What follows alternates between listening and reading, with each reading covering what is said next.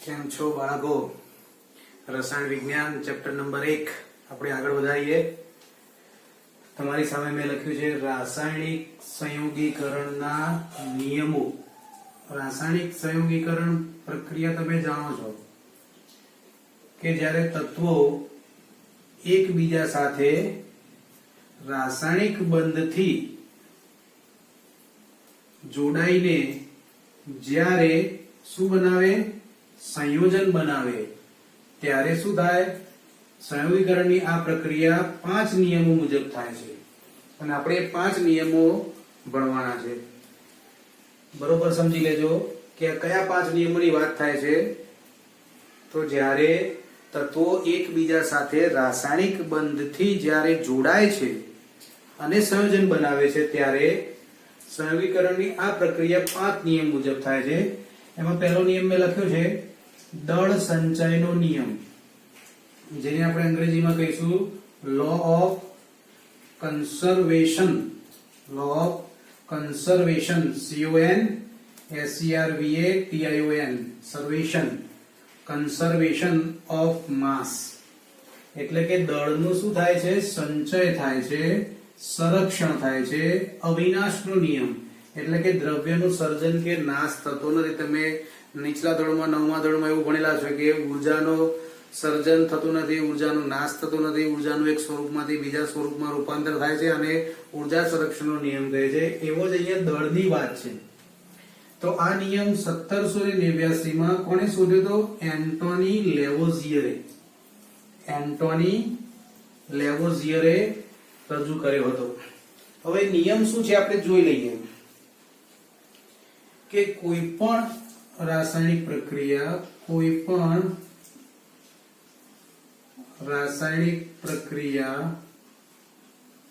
કે ભૌતિક પ્રક્રિયા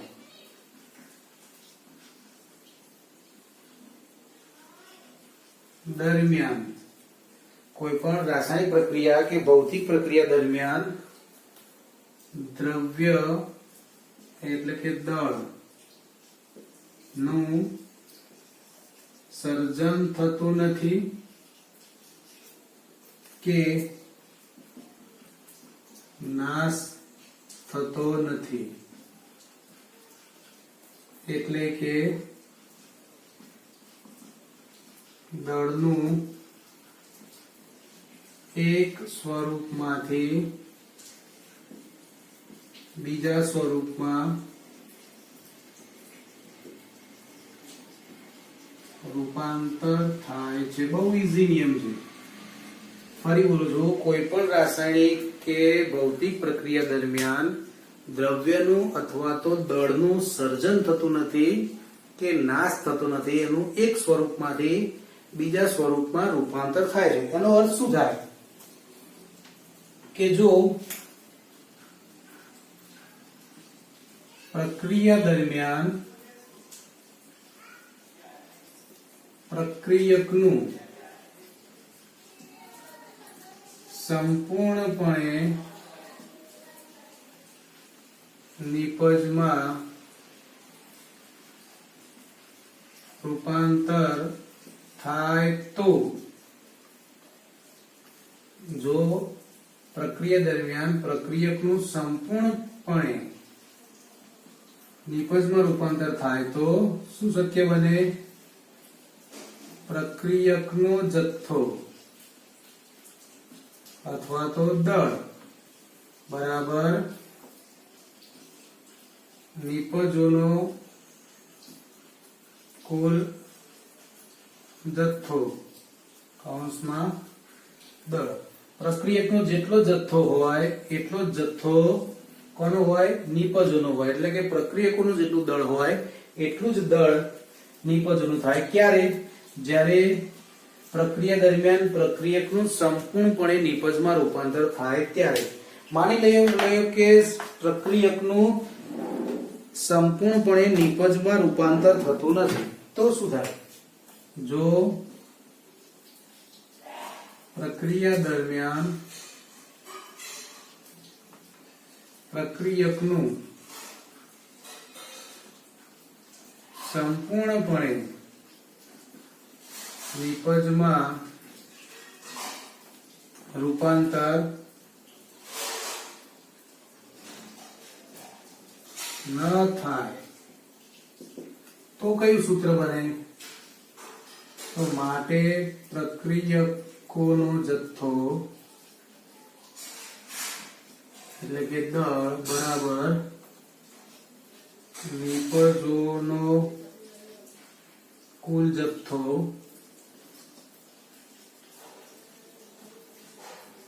દળ વત્તા શું આવે? પ્રક્રિયા દરમિયાન પ્રક્રિયકનું સંપૂર્ણપણે નિપજમાં રૂપાંતર થતું નથી. એનો અર્થ એવો થાય કે પ્રક્રિયામાં પ્રક્રિયક વપરાય વિનાનો પડ્યો રહે છે, તો એ દળ પણ આમાં ઉમેરાશે. નિપજનો કુલ જથ્થો દળ અથવા વપરાયા વગરના પ્રક્રિયકનો જથ્થો તો કૌંસમાં દળ બંને રીતે લખાય કે પ્રક્રિયકોનું કુલ દળ બરાબર નિપજોનું કુલ દળ વત્તા વપરાય વગરના પ્રક્રિયકનું કુલ દળ. કોઈ વખતે તમને આમાંથી VSQ પૂછી શકે. હવે ઉદાહરણ લઈએ તો ઉદાહરણની અંદર એક ખાસ આપણે જોઈશું કે એન્ટોની લેવોઝિયરે આ નિયમ કઈ રીતે નક્કી કર્યો તો NCERT માંનો ઉલ્લેખ છે કે એન્ટોનીએ આ નિયમ રજૂ કરવા માટે એને શું કર્યું હતું? દહન પ્રક્રિયાઓનો અભ્યાસ કર્યો હતો. તો આપણે એક ખાસ નોંધી દઈએ કે લેવોઝિયરે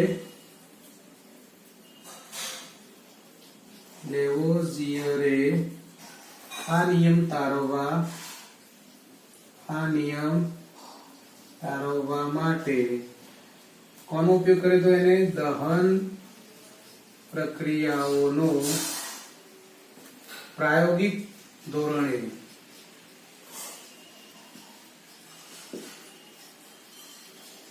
ઉપયોગ કર્યો હતો. એટલે એને પ્રેક્ટિકલ કરીને ચેક કર્યું હતું કે કોઈ પણ પદાર્થ લેવાનો અને હવાની હાજરીમાં સળગાવવાનો અને પછી જે વાયુ ઉત્પન્ન થાય ને જે નિપજ આવે એ બધાનું દળ માપ્યું અને પ્રક્રિયકનું દળ માપ્યું. બંનેનું દળ સરખું મળ્યું. દાખલા તરીકે આપણે ઉદાહરણ લઈએ કે મિથેન વાયુ છે, એને આપણે ઓક્સિજનની હાજરીમાં બાળીએ છીએ તો શું બનવાનું છે? કાર્બન ડાયોક્સાઇડ અને પાણીની વરાળ. હવે આ પ્રક્રિયામાં દળ સંચયનો નિયમ લાગુ પાડતા પહેલા એને સંતુલન કરવું આવશ્યક છે. એટલે સંતુલન અવશ્ય કરવું તો જ આપણે દળ સંચયનો નિયમ બતાવી શકીએ. તો અહીંયા હાઇડ્રોજન 4 છે, અહીંયા હાઇડ્રોજન 2 છે એટલે 2 વડે ગુણીએ તો ઓક્સિજન 2 અને 2 4 થઈ ગયા એટલે અહીંયા 2 મૂકી દઈએ. હવે આનું આપણે દળ લઈએ તો 12 ને 4 16, આનું દળ 16 દુ 32 64 એટલે કુલ દળ આનું થશે 80. તો સામે અહીંયા આનું 44 થાય, આનું 18 દુ 36 અને બંનેનો સરવાળો કરીએ એટલે 80. તો પ્રક્રિયકોનું દળ બરાબર નિપજોનું દળ થયું. અહીંયા તમે ગ્રામમાં નીચે લખવું હોય તો લખી શકો ગ્રામ, આને પણ ગ્રામમાં લઈએ. બીજું ઉદાહરણ લઈએ. માની લે કે હાઇડ્રોજન વાયુ અને ઓક્સિજન એ બંનેને બાળીએ તો શું બને? પાણી. સમીકરણ બેલેન્સ કરવા માટે અહીંયા 2 તો અહીંયા 2 છે તો આનું કુલ દળ થાય 4 ગ્રામ, આનું 16 દુ 32 ગ્રામ, આનું 18 ગ્રામ અને ગુણ્યા 2 એટલે 36 ગ્રામ. એટલે આનું કુલ ટોટલ પ્રક્રિયકોનું દળ નિપજોનું દળ. દહન પ્રક્રિયા સિવાય બીજું એક ઉદાહરણ લઈએ. માની લો કે આપણે હાઇડ્રોજન H2 અને ક્લોરીન વાયુની પ્રક્રિયા કરીએ તો શું બનશે? HCl. સમીકરણ બેલેન્સ કરવા માટે 2 વડે એને ગુણીએ તો આનું દળ 2 ગ્રામ હશે, આનું 35.5 ગુણ્યા 2 71 ગ્રામ અને આનું 2 કૌંસમાં 1 વત્તા 35.5 એનો જવાબ 35 દુ 70, 1 વત્તા એટલે 36, 36 દુ 72 ને 1 73. અહીંયા બંનેનું કુલ દળ થાય 73 ગ્રામ. આ પ્રક્રિયા, આ નિયમ એ દળ સંચયનો નિયમ છે, પરંતુ એની અંદર એક અપવાદ છે કે તમામ પ્રકારની પ્રક્રિયામાં લાગુ નથી પડતો. એક પ્રક્રિયા એના કાર્યક્ષેત્રમાંથી છટકી જાય છે અને એ પ્રક્રિયાનું નામ છે કેન્દ્રીય પ્રક્રિયા. એટલે આને આપણે ખાસ અપવાદ સ્વરૂપે નોંધીશું કે આ નિયમ, લાલ પેનથી લખવું એટલે ખ્યાલ આવે. હું જોઈ લઉં દેખાય છે કે નહીં. આ નિયમ કેન્દ્રીય પ્રક્રિયા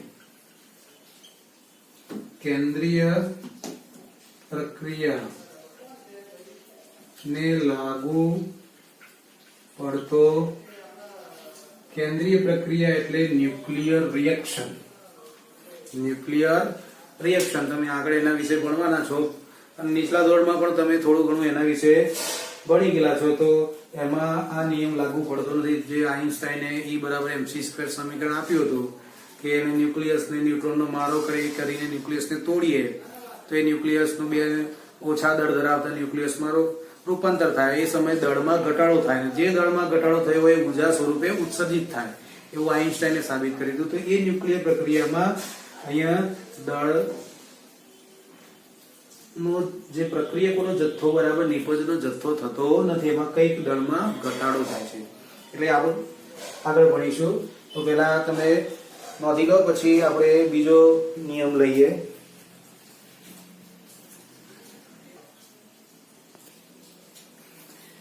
બીજો નિયમ નિશ્ચિત પ્રમાણનો નિયમ, લો ડેફિનિટ પ્રોપોર્શન. ડિફાઇનિટ પણ કહેવાય, ડેફિનિટ પણ કહેવાય. ડેફિનિટ પ્રોપોર્શન, DEFINITE અને પ્રોપોર્શન. નિશ્ચિત પ્રમાણનો નિયમ બીજા નામથી પણ ઓળખાય છે અચળ બંધારણ અથવા તો નિશ્ચિત સંગઠનનો નિયમ. નિશ્ચિત સંગઠન, નિશ્ચિત ના બોલવું હોય તો અચળ બંધારણ, સંગઠન અથવા તો નિશ્ચિત પ્રમાણનો નિયમ. આ ત્રણે ત્રણ ગમે તે નામથી તમને પૂછી શકે, આપણે એને યાદ રાખવાના. આ નિયમ જોસેફ પ્રાઉસ્ટ નામના વૈજ્ઞાનિકે આપેલો છે. બંને નિયમોના વૈજ્ઞાનિકોના નામ ખાસ યાદ રાખજો. પહેલો નિયમ આપણે કયો ભણ્યા? દળ સંચયનો નિયમ. દળ સંચયનો નિયમ કોણે આપ્યો તો એન્ટોની લેવોઝિયરે. દળ સંચયનો નિયમ કોણે આપ્યો તો એન્ટોની લેવોઝિયરે. નિશ્ચિત પ્રમાણનો નિયમ કોણે આપ્યો તો જોસેફ પ્રાઉસ્ટે. નિશ્ચિત પ્રમાણનો નિયમ કોણે આપ્યો તો જોસેફ પ્રાઉસ્ટે. હવે એ નિયમ શું છે? તો કોઈ પણ તમે સંયોજનને, કોઈ પણ સંયોજન હોય એને તમે ગમે તે સ્ત્રોતમાંથી મેળવો, કુદરતી સ્ત્રોત કે કૃત્રિમ સ્ત્રોતમાંથી મેળવો, અથવા તો એને ગમે તે રીતે એને બનાવો, એનું સંશ્લેષણ કરો, તેમ છતાં તેમાં રહેલા તત્વો અથવા તો ઘટકોનો ગુણોત્તર હંમેશા સરખો હોય. ઘટકો અથવા તત્વોનું પ્રમાણ, પાછું પ્રમાણ કેવું? વજનથી પ્રમાણ, દળથી પ્રમાણ એક સમાન જ રહે છે. આપણે લખીએ એટલે તમને ખ્યાલ આવશે કે સંયોજનને ગમે તે સ્ત્રોત, કુદરતી કે કૃત્રિમ,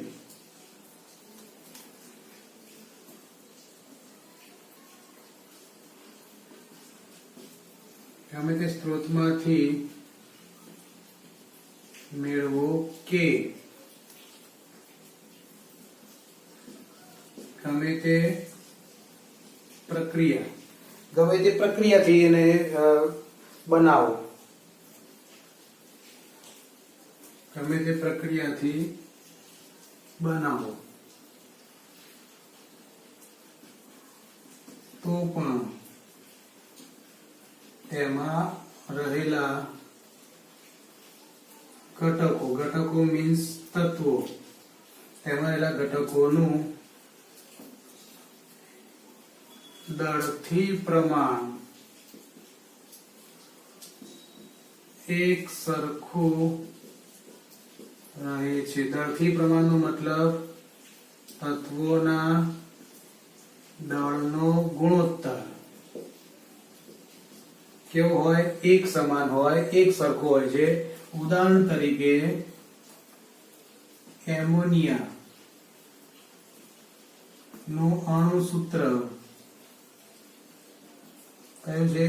NH3 છે. એટલે કે એમોનિયાના એક અણુમાં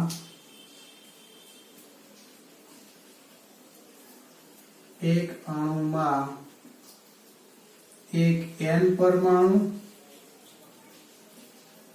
અને 3 H પરમાણુ હોય જ.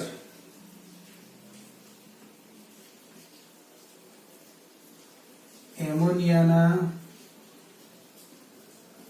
17 ગ્રામ માં એનો આણ્વીય દળ પરમાણુય દળ 14 અને હાઇડ્રોજનનું 1 એટલે 17.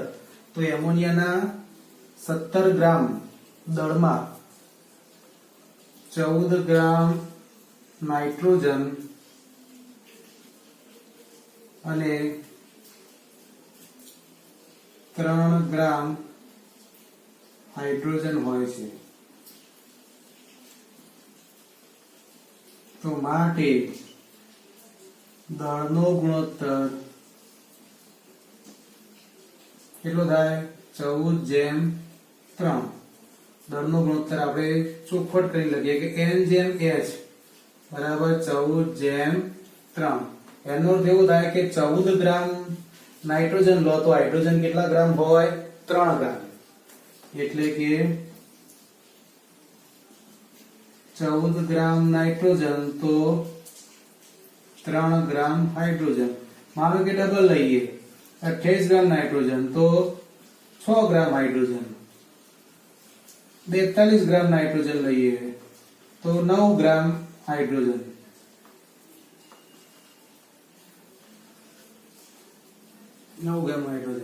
એમ એમોનિયા તમે કોઈ પણ પ્રક્રિયાથી બનાવો, કોઈ પણ સ્ત્રોતમાંથી મેળવો, એમાં રહેલા ઘટકો અથવા તત્વોનું દળથી પ્રમાણ કેવું હોય? એક સમાન હોય. દળથી પ્રમાણ એમનું કેવું હોય? એક સમાન હોય. બીજું પણ એક ઉદાહરણ લઈએ. પાણીનું ઉદાહરણ લઈએ કે તમે પાણી છે એને કુદરતી સ્ત્રોતમાંથી મેળવો. પાણીને કુદરતી સ્ત્રોત માંથી મેળવો કે લેબોરેટરીમાં એનું સંશ્લેષણ કરો કે સંશ્લેષણથી મેળવો. તેમાં રહેલા ઘટકો એટલે કે તત્વો કયા કયા? ઓક્સિજન, હાઇડ્રોજન અને ઓક્સિજન, H અને O નું દળથી પ્રમાણ એક સમાન જ રહે છે. જોઈએ કે H2 અને બીજો છે ઓક્સિજન. હવે આને તમે કોઈ પણ રીતે બનાવો. માનો કે હાઇડ્રોજન અને ઓક્સિજન વચ્ચે પ્રક્રિયા કરો અને એમાંથી પાણી બનાવો. કે તમે સી વોટર દરિયાના પાણીમાંથી મેળવો કે એને રેઇન વોટર વરસાદમાંથી પ્રાપ્ત કરો. સી વોટર માંથી લો, રેઇન વોટર માંથી લો, મિનરલ વોટર લો, રિવર વોટર લો, નદીનું પાણી, ટેપ વોટર લો,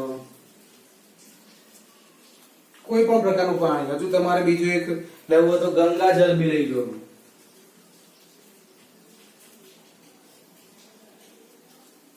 ગંગાજળ લો, કોઈ પણ પ્રકારનું તમે પાણી લો, એનું અણુસૂત્ર હંમેશા H2O જ હોય.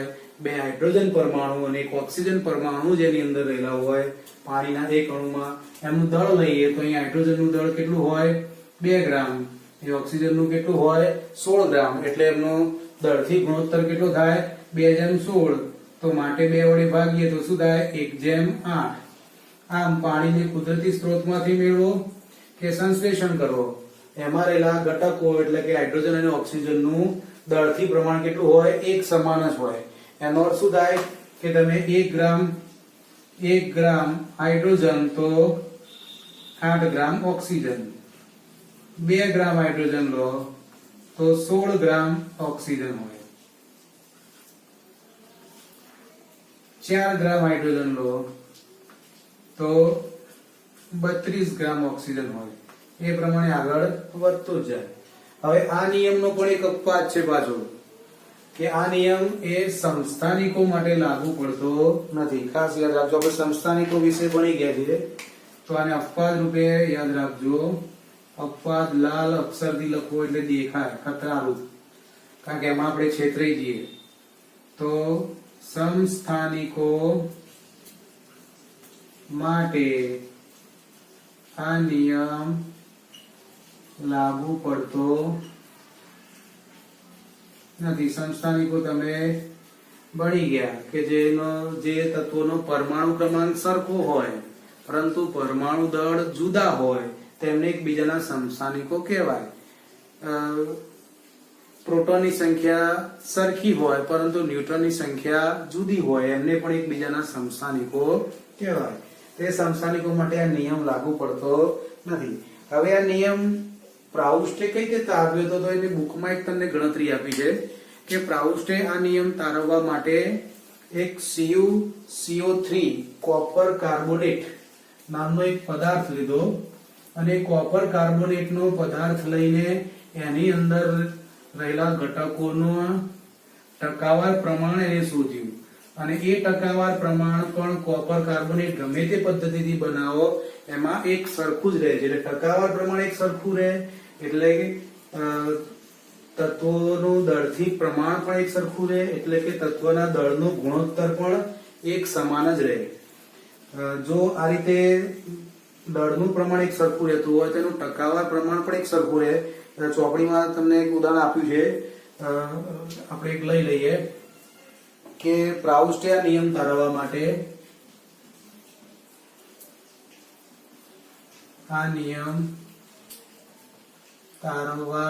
માટે એને શું કર્યું? કોપર કાર્બોનેટને કુદરતી અને કૃત્રિમ સ્ત્રોતમાંથી મેળવ્યા.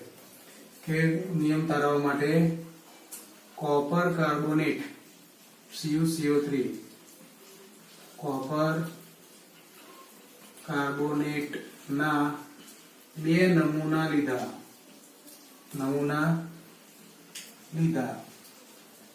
એક કુદરતી સ્ત્રોતમાંથી મેળવ્યો અને બીજો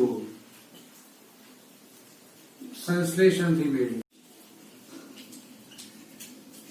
અને એમાં રહેલા કોપર, કાર્બન અને ઓક્સિજનનું ટકાવાર પ્રમાણ એમને નક્કી કર્યું. અને જે ટકાવાર પ્રમાણ લઈએ એના લીધે જ પછી આપણે એક બીજો શબ્દ એને આપે તો સંગઠન, અચળ સંગઠન અથવા તો નિશ્ચિત સંગઠનનો નિયમ. તો એ નિશ્ચિત સંગઠન પણ હોય. નિશ્ચિત પ્રમાણનો નિયમ દળનો ગુણોત્તર સરખો હોય અને ટકાવાર પ્રમાણ સરખું હોય એને કારણે એને અચળ બંધારણ અથવા તો નિશ્ચિત સંગઠનનો પણ નિયમ કહે છે. આપણે ચોપડીમાં એનો ઉલ્લેખ નથી, પરંતુ જ્યારે પ્રાઉસ્ટે આ રીતે તારવણી કરી હતી એને પ્રાઉસ્ટે તારવ્યું હતું અચળ બંધારણ એટલે કે નિશ્ચિત સંગઠનનો નિયમ એને તારવ્યો કે ટકાવાર પ્રમાણ એક સમાન લઈને પછી એના પછી નિશ્ચિત પ્રમાણનો નિયમ પણ સિદ્ધ થઈ ગયો. હવે આને તમારે કોઈ વખતે પરીક્ષામાં માનો કે પૂછ્યો હોય અને એમાં તમારે આ સમજાવવું હોય તો તમને જે ટકાવાર પ્રમાણ બુકમાં આપ્યું છે ગોખવાની જરૂર નથી, તમારે ગણતરી કરી દેવાની. દાખલા તરીકે અહીંયા કોપર કાર્બોનેટની ટકાવાર પ્રમાણની ગણતરી તમને આવડે છે, આપણે અગાઉ શીખી ગયા છે. તો અહીંયા 2 રીતે લખી દેવાનું કે કુદરતી નમૂનો અને બીજો કૃત્રિમ નમૂનો. બરાબર? કોનો? કોપર કાર્બોનેટનો. એમાં આપણે પહેલા CU ના ટકા શોધીશું, પછી કાર્બનના ટકા શોધીશું અને પછી ઓક્સિજનના ટકા શોધીશું. બંનેમાં ટકા કેવા લખવાના? સેમ, સરખા જ લખવાના. બંનેમાં ટકા કેવા લખવાના? સરખા જ લખવાના. પણ એ ટકા તમારે શોધવા હોય તમે કદાચ ચોપડીમાં માની લો કે તમે આ ટકાવાર પ્રમાણ ગોખી મારવાની જરૂર નથી, તમને ખબર છે કે કોપરનું આણ્વીય દળ કેટલું છે 63.54 છે, પણ 63.5 અથવા 63 પણ લઈ શકો. પરીક્ષામાં ઉતાવળ હોય તો 63 લઈને, કારણ કે આ પ્રશ્ન તમને 2 માર્કમાં કે 3 માર્કમાં પૂછ્યો હોય, બધા 2 નિયમો ભેગા પૂછ્યા હોય તો એક સિંગલ નિયમ પૂછ્યો હોય, એની સમજૂતી લખતા હોય તો એક્ઝેક્ટ ગણવાની જરૂર નથી. અને 63 U લખી દો, પછી કાર્બન લો તો 12 U, ઓક્સિજન 16 U, તો CuCO3 નો અણુભાર આ બધાનો સરવાળો કરો એટલે 133 યુનિટ થાય. 6 2 8 ના સોરી CuCO3 છે એટલે 16 તરી 48 થશે, એટલે 48 વત્તા 12 વત્તા 63 કરો એટલે મારા ખ્યાલથી 123 એનો દળ થઈ જાય. આના ઉપરથી તમે ટકા તારવીને જાતે ગણી દેજો. તમને ગણતરી તો આવે જ છે ને, કઈ રીતે Cu ના ટકા શોધવા તો કેવી રીતે ગણવાના, તો Cu નું પરમાણ્વીય દળ ભાગ્યા અણુભાર એટલે 63 ભાગ્યા 123 ગુણ્યા શું કરી દેવાના 100. એટલે અહીંયા તમારે 63 ભાગ્યા 123 ગુણ્યા 100 કરી દો એટલે Cu ના ઓલમોસ્ટ ટકા તમારે કેલ્ક્યુલેટરમાં મેળવી દેજો. લગભગ 51.22 કેટલા આવે છે, જે ઓગળો આવે એ તમે લખી શકો. એ રીતે તમે કાર્બનના ટકા શોધી કાઢો. કાર્બનના ટકા એટલે 12 ભાગ્યા 123 ગુણ્યા કેટલા કરી દેવાના 100. ઓક્સિજનના ટકા તો ઓક્સિજનનો પરમાણુ ભાર એટલે પણ એકલા ઓક્સિજન નહીં લેવાનું, કેટલા છે અહીંયા 3 છે એટલે 16 તરી 48 લેવાના, એટલે 48 ભાગ્યા 123 ગુણ્યા કેટલા કરી દેવાના 100, એટલે એના ટકા મળી જશે. આ 3 ટકાનો સરવાળો કેટલો થવો જોઈએ 100% થવો જોઈએ. ઉપર જે આવે એ જ રીડિંગ તમારે નીચે લખી દેવાનું.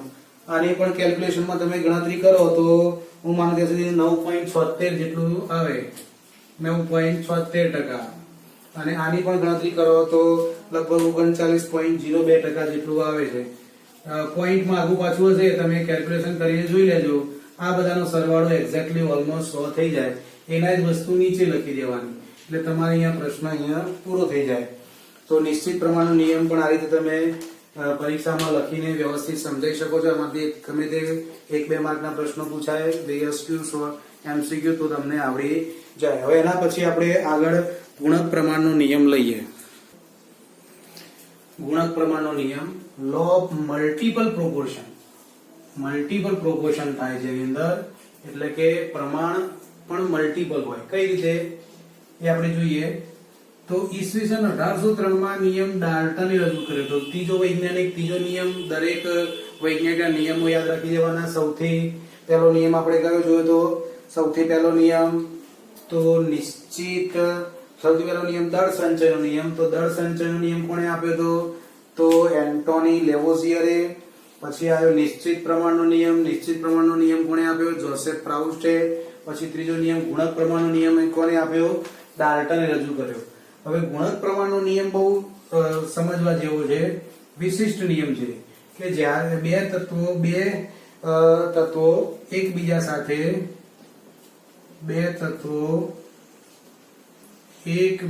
સાથે જ્યારે સંયોજાઈ,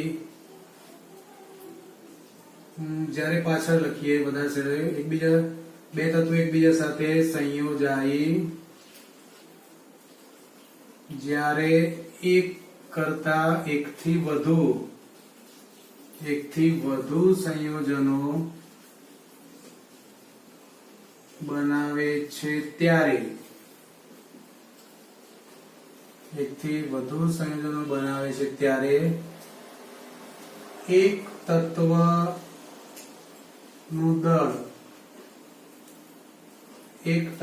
દળ બીજા તત્વના જુદા જુદા દળ સાથે, બરોબર ખાસ ધ્યાન આપજો કે એક તત્વનું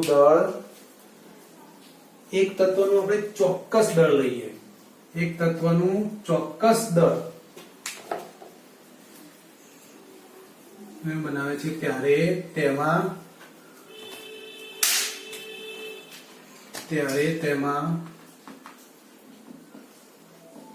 એક તત્વનું ચોક્કસ દળ બીજા તત્વના જુદા જુદા દળ સાથે બીજા તત્વના જુદા જુદા દળ સાથે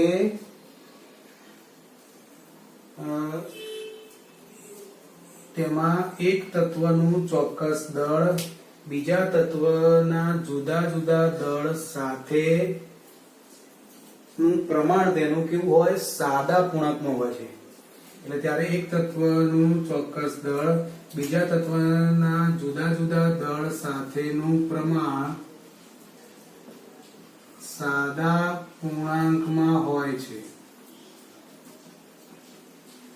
બરોબર, ધ્યાનથી સમજો. થોડુંક અટપટો નિયમ છે પણ આપણે ઉદાહરણથી સમજીશું એટલે ખ્યાલ આવી જશે કે બે તત્વો એકબીજા સાથે સંયોજાઈને જ્યારે એક કરતા વધુ સંયોજનો બનાવતો હોય ત્યારે તેમાં એક તત્વનું ચોક્કસ દળ એ બીજા તત્વના જુદા જુદા દળ સાથે જોડાય છે અને એ જોડાય છે એનું પ્રમાણ કેવું હોય? સાદા પૂર્ણાંકમાં હોય. એટલે બીજા તત્વના જુદા જુદા દળનું દળ સાથેનું પ્રમાણ અથવા દળનું પ્રમાણ કેવું હોય? સાદા પૂર્ણાંકમાં હોય. દાખલા તરીકે આપણે એક ઉદાહરણ જોઈએ કે નાઇટ્રોજન અને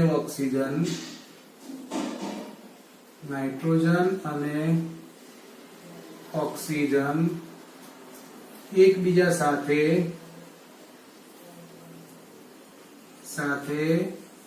જોડાઈને 5 ઓક્સાઇડો બનાવે છે.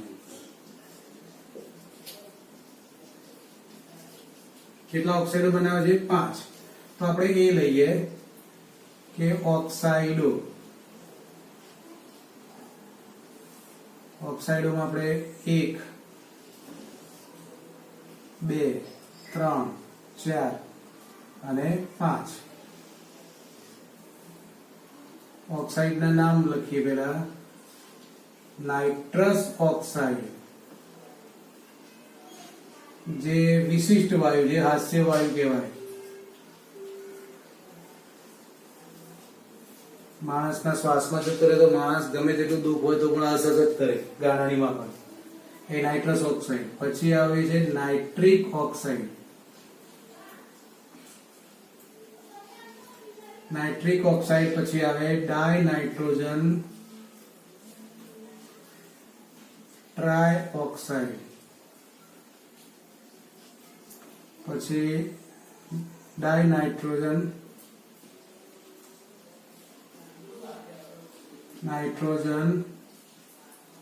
ટેટ્રોક્સાઇડ. પછી આવે ડાયનાઇટ્રોજન પેન્ટોક્સાઇડ. નામ બહુ સરળ છે, ક્રમમાં છે, યાદ રહી જાય. નાઇટ્રસ ઓક્સાઇડ એનું સૂત્ર થાય N2O, આનું સૂત્ર થાય NO, આનું સૂત્ર થાય N2O3, આનું સૂત્ર થાય N2O4, આનું સૂત્ર થાય N2O5. ઓક્સાઇડો એનું સૂત્ર, આનું સૂત્ર. તો બરોબર સમજી લેજો કયા કયા સૂત્રો અહીંયા થયા. Nitrous oxide N2O, nitric oxide NO, ડાયનાઇટ્રોજન એટલે 2N, ટ્રાયઓક્સાઇડ એટલે 3 ઓક્સિજન, ડાયનાઇટ્રોજન ટેટ્રોક્સાઇડ ટેટ્રો એટલે 4, N2 એટલે 5 અને ડાયનાઇટ્રોજન એટલે N2O5.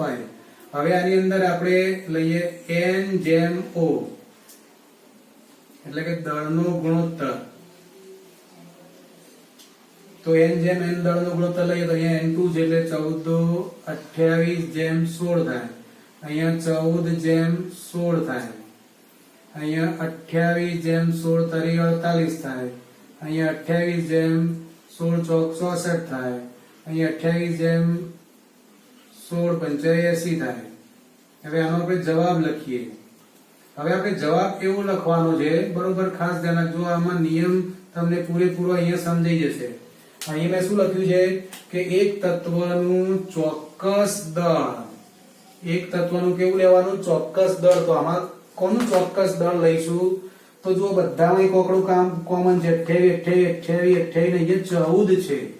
તો આપણે ચોક્કસ દળ કયું પસંદ કરીશું, 28 કે 14? જો 28 પસંદ કરવું તો આને ડબલ કરવા પડે, અને 14 પસંદ કરવું તો બધાને અડધા કરવાના. તો આપણે ઓછું દળ જ પસંદ કરીએ.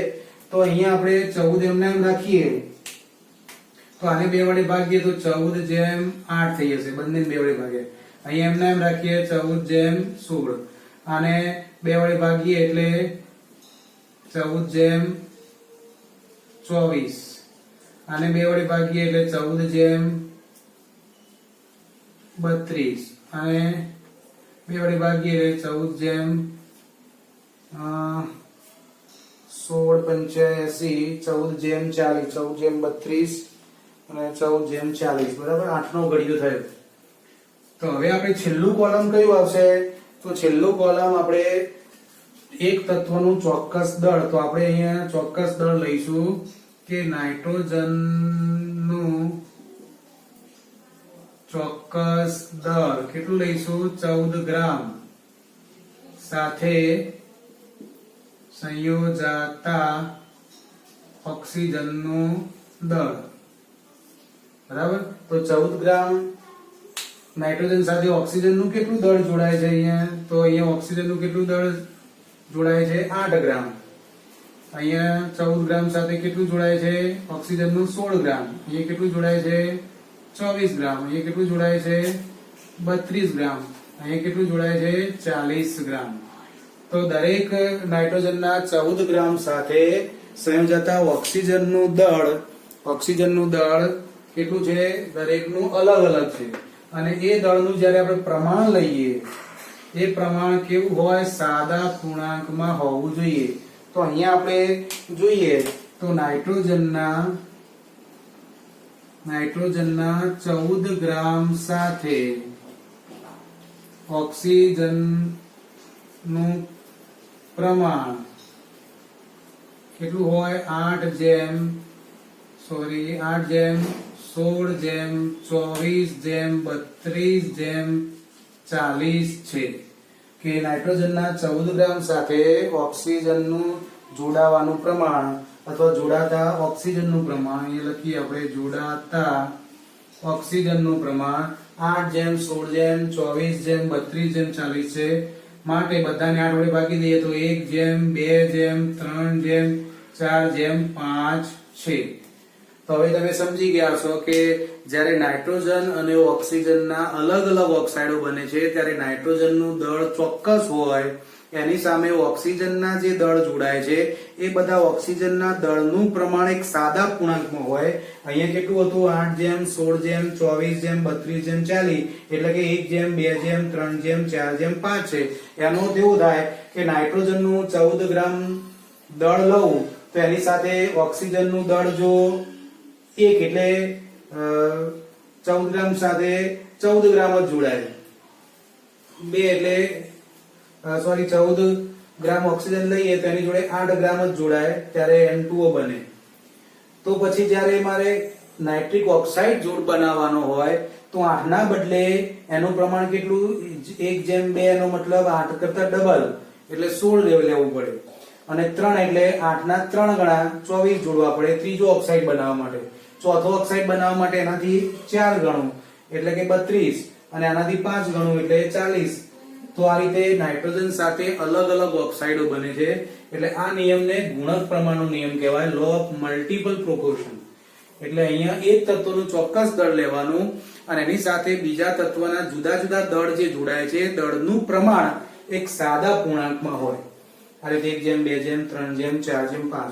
હવે આપણે બીજું પણ એક ઉદાહરણ લઈએ એટલે તમારે વધુ ક્લિયર થશે. બીજું ઉદાહરણ લઈએ કે સલ્ફર સાથે ઓક્સિજન જોડાઈને શું બનાવે? સલ્ફર ડાયોક્સાઇડ ને સલ્ફર ટ્રાયોક્સાઇડ. એસિડ વર્ષા માટે જવાબદાર વાયુ નીચલા ધોરણમાં તમે ભણી ગયા. એ જ રીતે કાર્બન ઓક્સિજન સાથેના પણ સંયોજન લઈ શકે, કાર્બન મોનોક્સાઇડ, કાર્બન ડાયોક્સાઇડ. તો સલ્ફર સાથે ઓક્સિજન જોડાઈને SO2 અને SO3 બનાવે છે. તો એમાં આપણે સાદો પૂર્ણાંક પ્રમાણનો સાદો પૂર્ણાંક શોધવો છે.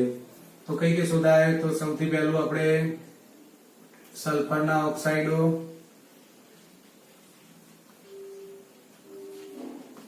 એટલે SO2 અને SO3. એમાં આપણે S જેમ O નું પ્રમાણ લઈએ, S જેમ O નું પ્રમાણ એટલે S32 લઈએ તો O 16 દુ 32 છે. અહીંયા સલ્ફર 32 છે તો ઓક્સિજન 16 દુ 32, 16 તરી 48 છે. તો હવે આપણે અહીંયા લઈશું સલ્ફરનું નિશ્ચિત દળ. તો સલ્ફરનું 32 ગ્રામ દળ સાથે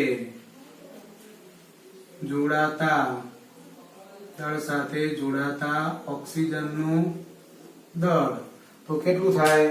તમે જુઓ કે 32 ગ્રામ બંનેમાં કોમન છે તો 32 ગ્રામ સાથે અહીંયા ઓક્સિજનનું દળ 32 ગ્રામ છે, અહીંયા 48 ગ્રામ છે. તો માટે આપણે એને લખવું હોય પ્રમાણ તો સલ્ફરના 32 ગ્રામ સાથે જોડાતા ઓક્સિજનનું દળ પ્રમાણ કેટલું આવ્યું? 32:48. બરોબર સમજો. આ બંનેનો ગુણોત્તર લેવાનો છે. 32:48 16 વડે ભાગી દઈએ તો 16 દુ 32, 16 તરી 48 તો 2:3. તો સલ્ફરના 32 ગ્રામ સાથે જોડાતા ઓક્સિજનનું દળ પ્રમાણ કેટલું હોય? 32:48 એટલે 2:3. એવું ના યાદ રાખી દે કે અહીંયા SO2 ને SO3 છે એટલે 2:3 આવી જાય, એવું નથી. એ તો સલ્ફર અને ઓક્સિજન બંનેનું દળ સરખું આવ્યું એટલા માટે આપણે આ બગડો તગડો જવાબમાં આવે, બાકી આવે નહીં. તમે CO અને CO2 લઈને ચેક કરી શકો. હજુ આપણે એક ત્રીજું એક ઉદાહરણ લઈએ, ઓક્સિજનનું લઈએ કે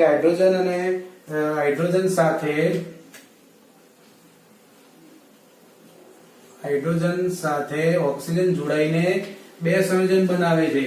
કયા કયા? એક H2O અને બીજો H2O2. ચલો આનું નામ શું છે? તમે આગળ ભણી ગયા છો 8મા ધોરણમાં, હાઇડ્રોજન પેરોક્સાઇડ. આનું નામ શું છે? Hydrogen peroxide. જ્યારે આપણને વાગ્યું હોય તો ગુમડા ઉપર હાઇડ્રોજન પેરોક્સાઇડ નાખીને ગુમડાને સાફ કરવામાં આવે છે. એ H2O2 હાઇડ્રોજન પેરોક્સાઇડ બનાવે છે. તો અહીંયા આપણે ઓક્સાઇડો લઈએ, હાઇડ્રોજન ઓક્સાઇડના સંયોજનો. તો અહીંયા આવશે H2O અને બીજા આવશે H2O2. તો અહીંયા આપણે H અને O નું પ્રમાણ લઈએ. H અને O નું પ્રમાણ લઈએ તો અહીંયા હાઇડ્રોજનનું કેટલું પ્રમાણ છે? 2. સામે ઓક્સિજન કેટલું છે? 16. અહીંયા હાઇડ્રોજનનું પ્રમાણ 2 છે, સામે ઓક્સિજન કેટલું છે? 32 ગ્રામ. અહીંયા બંને કેવા છે? કોમન છે એટલે આનું રૂપાંતર કરવાની જરૂર નથી. તો અહીંયા આપણે લખી દઈશું કે હાઇડ્રોજનના કેટલા દળ? 2 ગ્રામ દળ સાથે જોડાતા ઓક્સિજનનું દળ અહીંયા કેટલું છે? તો 16 અને 32. 16 અને 32. તો માટે અહીંયા આપણે હાઇડ્રોજનના 2 ગ્રામ સાથે જોડાતા ઓક્સિજનનું દળ પ્રમાણ કેટલું આવ્યું? 16:32. એટલે અહીંયા આપણે 8 વડે ભાગીએ તો 8 દુ 16 અને 16 વડે ભાગ ચાલશે 1/2. 16 દુ 32 એટલે એનો જવાબ શું આવે? 1/2. એટલે કે હાઇડ્રોજનના 2 ગ્રામ સાથે જોડાતા ઓક્સિજનનું દળ પ્રમાણ કેટલું હોય? 1/2. એનો અર્થ એવું થાય કે હાઇડ્રોજનમાં ઓક્સિજનનું પાણીની અંદર હાઇડ્રોજન સાથે ઓક્સિજનનું જેટલું દળ જોડાય એના કરતા હાઇડ્રોજન પેરોક્સાઇડમાં ઓક્સિજનનું દળ કેવું થઈ જાય? બમણું થઈ જાય, 1/2. હાઇડ્રોજન એના જ રહે, ખાલી ઓક્સિજનનું પ્રમાણ બમણું થાય. પેલા નાઇટ્રોજન અને ઓક્સિજનના ઓક્સાઇડોમાં શું હતું કે નાઇટ્રોજનના દળ સાથે ઓક્સિજનનું જેટલું દળ જોડાય નાઇટ્રસ ઓક્સાઇડમાં એના કરતા નાઇટ્રિક ઓક્સાઇડમાં બમણું જોડાય, એના કરતા ડાયનાઇટ્રોજન ટેટ્રોક્સાઇડમાં 3 ગણું જોડાય, પછી ડાયનાઇટ્રોજન ટેટ્રોક્સાઇડમાં 4 ગણું જોડાય, ડાયનાઇટ્રોજન પેન્ટોક્સાઇડમાં 5 ગણું જોડાય. એટલે કે 1/2, 3/4/5 પ્રમાણ આવે. કોનું પ્રમાણ આવે? નાઇટ્રોજનના 14 ગ્રામ સાથે જોડાતા ઓક્સિજનનું દળ પ્રમાણ. અહીંયા આપણે કેટલું આવ્યું? હાઇડ્રોજનના 2 ગ્રામ સાથે જોડાતા ઓક્સિજનનું દળ પ્રમાણ 1/2. 2 આવ્યું. તો આ રીતે ગુણક પ્રમાણનો નિયમ પણ તમારે પૂરો થઈ ગયો. હવે આપણે એક ચોથા નંબરનો નિયમ લઈ લઈએ, વાયુમય કદનો નિયમ. વાયુમય કદનો નિયમ, લો ઓફ ગેસિયસ વોલ્યુમ્સ. બહુ સિમ્પલ છે. 1808 માં આ નિયમ ગેલ્યુસેકે રજૂ કર્યો હતો. ગેલ્યુસેકે, વૈજ્ઞાનિક નામ ફરી રિમાઇન્ડર કરી દેજો. ગેલ્યુસેકે રજૂ કર્યો હતો. આ નિયમ મેં લખી દીધો છે કે બહુ સિમ્પલ છે કે રાસાયણિક પ્રક્રિયામાં જ્યારે કોણ સંયોજન છે, વાયુઓ સંયોજન છે અથવા તો ઉત્પન્ન થાય છે. રાસાયણિક પ્રક્રિયા દરમિયાન જ્યારે વાયુઓ સંયોજાય કે ઉત્પન્ન થાય છે ત્યારે જો વાયુઓ સમાન તાપમાને દબાણે હોય એટલે કે STPA હોય તો તેમનું કદ શું બતાવે છે? સાદો ગુણોત્તર દર્શાવે છે. આ વાસ્તવમાં તત્વયોગ મિતિ જ છે. તમે ભણી ગયેલા છો. આપણે મેં તમને બધું ભણાઈ કાઢ્યું છે બહુ ડિટેલમાં. ઉદાહરણ તરીકે એક પ્રક્રિયા લઈએ કે H2 + Cl2, તો એમાંથી શું બને છે? HCl. કેટલા બને છે? 2HCl. એટલે આ એક હોય તો આ કેટલા હોય? 2. આ આપણે શું છે? તત્વ યોગ મિતિ. તો સ્ટોઇકિયોમેટ્રી એ જ એના કદનો ગુણોત્તર. તો માટે કદનો ગુણોત્તર એક સાદી પૂર્ણાંક સંખ્યા હોય 1:1:1:2. હવે આ ગુણોત્તર જણાવી ગયા. માનો કે તમે આને એક વોલ્યુમ લો, એક કદ લો, તો આનું એક કદ, તો આનું કેટલું થાય? 2 કદ. માનો કે આ 1 ml લો, તો આ કેટલું થાય? 1 ml જ થાય. તો આ કેટલું થાય? 2 ml. માનો કે આ 100 ml લો, તો આ પણ કેટલું હોય? 100 ml હોય. તો આ કેટલું હોય? 200 ml. એનો ગુણોત્તર કેટલો હોય? 1:1:2. એટલે કે તત્વયોગ મિતિનો ગુણોત્તર એ જ આ કદનો ગુણોત્તર હોય. ખરેખર તો આ નિયમ કોના જેવું છે? કદથી નિશ્ચિત પ્રમાણનો નિયમ.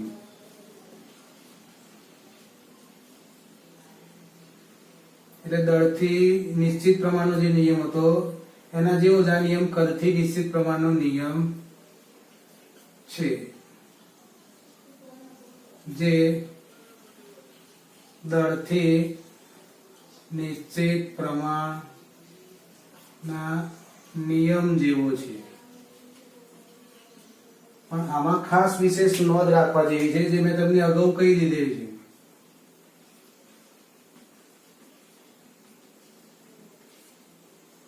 કે આ જે કદનો આ નિયમ છે એ મોલ કે કદ સાથે જ સંબંધિત છે. મોલ કે કદ સાથે જ સંબંધિત છે. કદ સાથે સંબંધિત છે, પરંતુ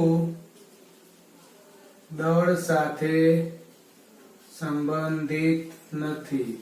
આપણે સ્ટોઇકિયોમેટ્રીના દાખલામાં જોયું હતું કે 1 મોલ આપ્યા હતા, 1 મોલ હોય તો આ કેટલા મોલ મળે? 2 મોલ મળે. આ 1 કદ હોય તો આ 1 કદ, તો આ 2 કદ મળે. પણ એવું ના કહી શકીએ કે આ 1 ગ્રામ હોય તો આ 1 ગ્રામ જ હોય ને આ 2 ગ્રામ જ બને. કારણ કે એના માટે દળ માટે તમારે અલગ ગણતરી કરવી પડે, જે આપણે શીખી ગયા છીએ. તમે આના બીજા ઉદાહરણ તમારી રીતે બનાવી શકો. દાખલા તરીકે N2 + H2 લો તો શું બને? NH3 બને. અહીંયા 2NH3 બને એટલે અહીંયા 3H2 થઈ જાય. N2 + 3H2. તો અહીંયા ગુણોત્તર કેટલો થયો? 1 સામે આનું કદ કેટલું છે? 3 ને આનું કદ કેટલું છે? 2. તો અહીંયા જે તત્વયોગ મિતિ ગુણાંક છે એ જ ગુણોત્તર થાય. એટલે કદ થી ગુણોત્તર કેટલો થાય? 1:3:2 થાય. જો એક ઉદાહરણ લેવું હોય તો હાઇડ્રોજન + ઓક્સિજન, તો એનાથી બને H2O. અહીંયા 2H2 કરીએ 2 થાય. તો આનો કદથી ગુણોત્તર કેટલો થાય? 2:1:2 થાય. એટલે કે હાઇડ્રોજનનો 100 ml કદ લઉં તો ઓક્સિજનનું કેટલું હોય? એનાથી અડધું 50 ml હોય. એટલે લખવું હોય તો આનું 100 ml કદ લઉં તો ઓક્સિજનનું 50 ml હોય. અને પાણીનું કેટલું બને? 100 ml કદ મળે. આ 1 ml લઉં તો આ અડધું ml આ 2 ml માં લેવા પડે તો આ 1 ml બને અને આ કેટલા ml બને 2 ml 2:1:2 એનો કદથી ગુણોત્તર છે. આવા તમે ઘણા બધા વાયુના ઉદાહરણ લઈ શકો. H2 વાળું લીધું, N2, પછી આપણે 2H2 O2 લીધું. તો આ રીતે તમે આના નિયમ લઈ શકો. ગેલ્યુસેકનો નિયમ એ હકીકતમાં તો શું છે, કદથી નિશ્ચિત પ્રમાણનો જ નિયમ છે. એમાં કદનો ગુણોત્તર સાદો રહે છે, પણ આ નિયમમાં ખાસ ધ્યાન રાખવાનું કે મોલ કદ જ સાથે આ નિયમ સંકળાયેલો છે, દળ સાથે સંબંધિત નથી. એની વિશેષ નોંધ છે. વિશેષ નોંધ આપણે યાદ રાખીશું. જો કે આપણે અગાઉ દાખલા સ્ટોકિયોમેટ્રી ભણી ગયેલા છે એટલે આ નિયમ તમારા માટે એકદમ સિમ્પલ થઈ ગયો છે. હવે આપણે છેલ્લો નિયમ લઈએ, એવોગાડ્રોનો નિયમ. જો કે નિયમની પણ આપણે ડિટેલમાં ચર્ચા થઈ ગયેલી છે એટલે બહુ એમાં આપણે બહુ ચર્ચા કરવાની જરૂર રહેતી નથી. છેલ્લે એવોગાડ્રો સિદ્ધાંત. આ સિદ્ધાંત પ્રમાણે સમાન તાપમાન અને દબાણે એટલે કે STPA સમાન કદના વાયુઓ, સમાન તાપમાન અને દબાણે એટલે કે STPA સમાન કદના વાયુઓ એ સમાન સંખ્યામાં અણુઓ ધરાવે છે. કોણ સમાન સંખ્યામાં અણુ ધરાવે છે? તો સમાન કદના વાયુઓ. બહુ સિમ્પલ છે, આપણે આગળ ભણી ગયેલા છીએ. દાખલા તરીકે હાઇડ્રોજન, અહીંયા આપણે દરેક પ્રક્રિયામાં નીચે ગેસ તમારે લખી દેવાનો. ગેસ, ઓક્સિજન અને પાણીની બાષ્પ બને છે. તો અહીંયા હાઇડ્રોજનના 2 અણુ છે એટલે H2 + O2 gives 2H2 અને ચોપડીમાં તમને સરસ આકૃતિ પણ આપી છે. એક કદ હાઇડ્રોજનનું, બીજું એક કદ હાઇડ્રોજનનું અને એક કદ ઓક્સિજનનું, બધા ભેગા મળીને 2 કદ પાણીની બાષ્પ બનાવે. એટલે કે હાઇડ્રોજનના 2 કદ લેવામાં આવે, ઓક્સિજનનું 1 કદ લેવામાં આવે. એની સાથે જોડાઈને પાણીની બાષ્પના 2 કદ બનાવે છે. આ સ્ટોકિયોમેટ્રી છે. આના ઉપરથી તમે કોઈ પણ વસ્તુ શોધી શકો કે અહીંયા લખવા હોય તો હાઇડ્રોજનના કેટલા અણુ હોય 2n, ઓક્સિજનના n અને અહીંયા પાણીની બાષ્પના કેટલા અણુ બને 2n. n એટલે આપણે એવોગાડ્રો નંબર. અહીંયા હાઇડ્રોજન વત્તા Cl2 ને gives 2HCl. એ પ્રક્રિયામાં પણ એવું હોય કે હાઇડ્રોજનનું 1 કદ, ક્લોરીનનું 1 કદ, તો 2 કદ હાઇડ્રોક્લોરિક એસિડ ના બને. એટલે અણુ લેવા હોય તો હાઇડ્રોજનના n અણુ લેવાય, તો ક્લોરીનના પણ n અણુ, તો HCl ના કેટલા અણુ ઉત્પન્ન થાય? 2n અણુ. n એટલે એવોગાડ્રો નંબર. એક અણુ લઈએ તો અહીંયા ક્લોરીનનો પણ એક અણુ, તો 2 અણુ HCl ના બને. અડધો અણુ લઈએ હાઇડ્રોજનનો તો અહીંયા અડધો અણુ ક્લોરીનનો લઈએ તો 1 અણુ HCl બને. 2 વડે ભાગીદાર. હવે અડધો અણુ એટલે વાસ્તવમાં શું થઈ ગયો? પરમાણુ થઈ ગયો. આ પણ શું થઈ ગયો? પરમાણુ થઈ ગયો. અને આમાંથી શું બન્યો? અણુ. તો આ પણ એક સાચું છે કે અણુનું વિભાજન શક્ય છે. એક જ પ્રકારના પરમાણુ એકબીજા સાથે જોડાઈને અણુ બનાવી શકે છે. પરંતુ ડાલ્ટન અને બીજા વૈજ્ઞાનિકો એવું માનતા નહોતા કે એક જ પ્રકારના પરમાણુ એકબીજા સાથે જોડાઈને અણુ બનાવી શકે છે. તો અહીંયા ડાલ્ટનની ધારણા અહીંયા ખોટી પડી. એક એને સિદ્ધાંતની મર્યાદા છે. હવે એવોગાડ્રો સિદ્ધાંતના કેટલાક આપણે ઉપયોગો લઈ લઈએ. જો કે ઉપયોગો આપણે અગાઉ લઈ લીધા છે, પણ જો કે એક 12માં એક એકમ આવે છે તો એ વસ્તુ અત્યારે આપણે લઈ લઈએ. એના થોડા ગણતરીના દાખલા પણ લઈ લઈશું. તો એવું એવોગાડ્રો સિદ્ધાંતનો ઉપયોગ લઉં છું. જો એવોગાડ્રો સિદ્ધાંતના ઉપયોગો એટલે એપ્લિકેશન મેં કેટલીક લખી છે. પહેલું, બુકમાં તમને પરમાણુયતાનો એક શબ્દનો ઉલ્લેખ છે. બહુપરમાણુયતા, એક પરમાણુયતા, દ્વિપરમાણુયતા. તો ઘટક અણુમાં રહેલા પરમાણુની સંખ્યાને તેની પરમાણુયતા કહેવાય. બહુ સિમ્પલ કે H2 અણુ છે તો એની પરમાણુયતા કેટલી કહેવાય? 2. કેમ? કારણ કે H2 અણુમાં કેટલા પરમાણુ છે? 2. ઓક્સિજનમાં કેટલા પરમાણુ છે? 2. O3 ઓઝોનમાં કેટલા છે? પરમાણુ 3. તો એની પરમાણુયતા કેટલી કહેવાય? 3. NH3 માં પરમાણુ કેટલા છે?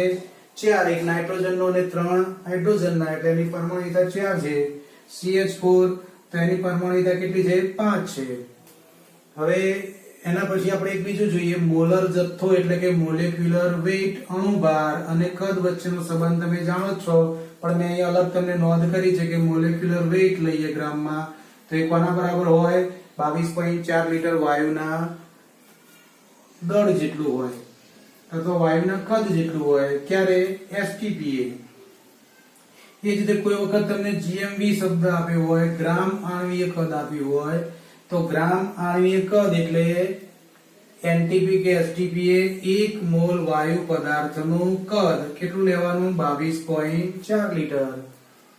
એને આપણે શું કહેવાય? ગ્રામ આણ્વીય કદ કહેવાય. 1 મોલ વાયુનું કદ બરાબર 22.4 લીટર. STP કે NTPA એને કહેવાય ગ્રામ આણ્વીય કદ. કદનો ઉલ્લેખ કર્યો હોય તો 22.4 લીટર અને અણુભાર જેટલું ગ્રામમાં વજન આપ્યું હોય એટલે એને 1 મોલ કહેવાય. અને 1 મોલ એટલે 22.4 લીટર કદ. બહુ સિમ્પલ છે, એક ના એક વસ્તુ જ છે. બીજો એક મેં તમને નવો એક સંબંધ આપ્યો છે. નીટમાં અને JEE માં આને લગતા પ્રશ્નો પૂછાય છે કે અણુભાર અને બાષ્પ ઘનતા વચ્ચેનો સંબંધ. અણુભાર અને બાષ્પ ઘનતા વચ્ચેનો સંબંધ. તો બાષ્પ ઘનતાને ઇંગ્લિશમાં શું કહેવાય? તો બાષ્પ એટલે વેપોર. તો વેપર ઓફ ડેન્સિટી, ડેન્સિટી એટલે ઘનતા, ટૂંકમાં એને આપણે શું કહીશું? VD. તો બાષ્પ ઘનતા એટલે કે VD. STPA, આ બાષ્પ ઘનતા STPA જ હોવી જોઈએ. આપેલ વાયુ અને હાઇડ્રોજન વાયુ બંનેની ઘનતાનો ગુણોત્તર એટલે તે વાયુની બાષ્પ ઘનતા. બાષ્પ ઘનતા એટલે આપેલ વાયુની ઘનતા ભાગ્યા H2 ની ઘનતા. સૂત્રમાં લખવું તો ડેન્સિટી ઓફ 5 વેપર અને ડેન્સિટી ઓફ હાઇડ્રોજન. તો અણુભાર બરાબર 2 ગુણ્યા VD. અણુભાર એટલે મોલેક્યુલર વેઇટ બરાબર 2VD એનું સૂત્ર થાય. બે સૂત્રો યાદ રાખજો. બાષ્પ ઘનતા એટલે આપેલ વાયુની ઘનતા ભાગ્યા હાઇડ્રોજનની ઘનતા. છેદમાં જે આવે એના માટે સાપેક્ષ શબ્દ બોલાય. એવું પણ કહેવાય કે આપેલ વાયુની હાઇડ્રોજનની સાપેક્ષે ઘનતા એટલે બાષ્પ ઘનતા. અને બાષ્પ ઘનતા કરતા અણુભાર કેવો હોય? બમણો હોય. તો આ એક સૂત્ર તમને JEE નીટમાં એના ક્વેશ્ચન પૂછાય છે. કેટલું જાણવા જેવું મેં લખ્યું છે. તમે અગાઉ ભણી ગયેલા છો કે સાપેક્ષ ઘનતા કોને કહેવાય? તો વાયુ A ની ઘનતા ભાગ્યા વાયુ B ની ઘનતા. એટલે કે સાપેક્ષ ઘનતા એક પ્રકારની ઘનતાઓનો ગુણોત્તર છે. પણ કોની સાપેક્ષે? તો જે સાપેક્ષ આપ્યું હોય હંમેશા ક્યાં હોય? છેદમાં હોય. એટલે અહીં મેં છેદમાં B લીધું છે તો B ની સાપેક્ષે A ની ઘનતા કહેવાય. હવે વિશિષ્ટ ઘનતા ની શબ્દ તમે સાંભળ્યો હશે. તો વિશિષ્ટ ઘનતા એટલે શું? તો પાણીની સાપેક્ષે ઘનતા. તો એને આવું સૂત્ર બનાવવું હોય તો પાણીની ઘનતા ક્યાં આવે? છેદમાં. અને અંશમાં શું આવે? આપેલ પદાર્થની ઘનતા. દાખલા તરીકે વિશિષ્ટ ઘનતા મેં અહીં લખી છે. અગાઉ તમે 9મા ધોરણમાં તો ભણી ગયેલા છો કે પાણીની ઘનતા કેટલી હોય? 1000 કિલોગ્રામ પ્રતિ મીટરનો ઘન. કિલોગ્રામ m માઈનસ નો મતલબ મીટરનો ઘન. કિલોગ્રામ એટલે શું કહેવાય? દળ. અને મીટરનો ઘન શું કહેવાય? કદ. તો ઘનતા એટલે દળ ભાગ્યા કદ. કિલોગ્રામ પ્રતિ મીટરનો ઘન. આનો અર્થ શું થાય? સાદી દેશી ભાષામાં સમજવું હોય તો મીટરનો ઘન એટલે 1 મીટર ગુણ્યા 1 મીટર ગુણ્યા 1 મીટર. 1 મીટર લાંબુ, 1 મીટર પહોળું અને 1 મીટર ઊંચું એટલું ટાંકું બનાવીએ અને ટાંકામાં પાણી ભરી દઈએ છલોછલ ને એનું દળ માપીએ તો દળ કેટલું હોય? 1000 હોય. એટલે પાણીની ઘનતા 1000 કિલોગ્રામ પ્રતિ મીટર ઘન છે. અને કોઈ પણ પદાર્થની પાણીની સાપેક્ષે ઘનતા માપીએ. દાખલા તરીકે તમે 1 મીટર બાય 1 મીટરનું ટાંકું બનાવ્યું, એમાં પાણીના બદલે જો તમે સોનું ભરો પીગાડીને તો એનું કેટલું દળ આવે? તો તમે નહીં માનો, એનું દળ આવે 19300 લગભગ એરાઉન્ડ. તો 19300 કિલોગ્રામ જેટલું દળ ટાંકામાં આવે, જેમાં પાણી કેટલું આવ્યું હતું? 1000 કિલોગ્રામ. એટલે એની ઘનતાનો ગુણોત્તર લેવો હોય, વિશેષ ઘનતા લેવી હોય તો કેટલી આવે સોનાની? તો 19.3. કારણ કે 19300 ભાગ્યા 1000, 3 પોઈન્ટ કપાઈ જાય એટલે 19.3. એ જ રીતે લોખંડ ભરીએ પીગાડીને તો એનું વજન લગભગ કરીબ 6800 કિલો જેટલું થાય.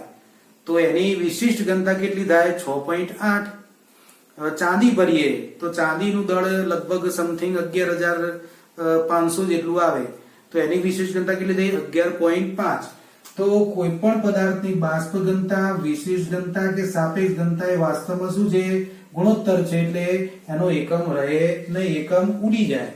અંશ અને છેદમાં તમે એકમ કિલોગ્રામ પ્રતિ મીટર ક્યુબ કિલોગ્રામ પ્રતિ મીટર ક્યુબ મૂકો તો ઉડી જાય. એટલે ખાસ ધ્યાન રાખજો કે બાષ્પ ઘનતા, વિશેષ ઘનતા, સાપેક્ષ ઘનતા એ ગુણોત્તર હોવાથી એકમ રહિત છે.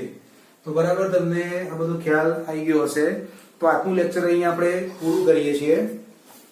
અસ્તુ, આવજો મિત્રો.